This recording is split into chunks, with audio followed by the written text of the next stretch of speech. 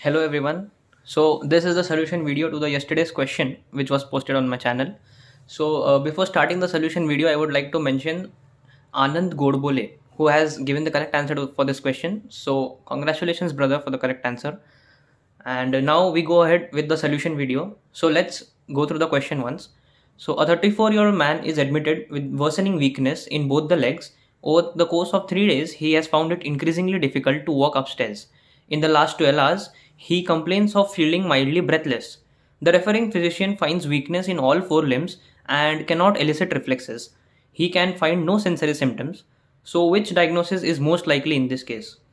So yeah, starting with the solution video, what more? Most of you might have guessed that the correct answer for this is Guillain-Barré syndrome, and yes, that is the correct answer.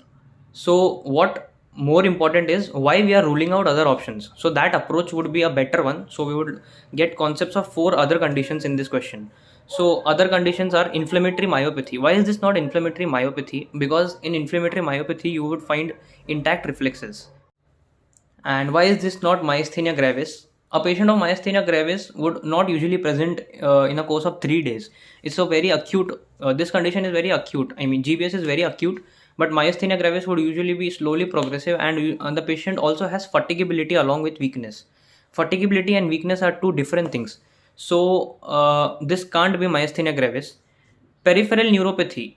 Why is this not peripheral neuropathy? Is because peripheral neuropathy, it could be peripheral neuropathy, but the patient also is breathless, so it's unlikely that it's peripheral neuropathy.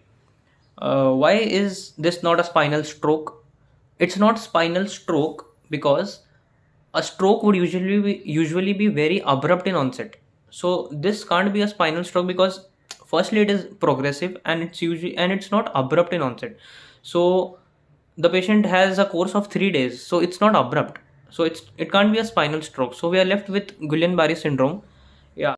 So yeah, as we figured out, GBS is the correct answer to this question. And rather than focusing more on why this is GBS and how would GBS present and all, we figured out as to why it is not something else.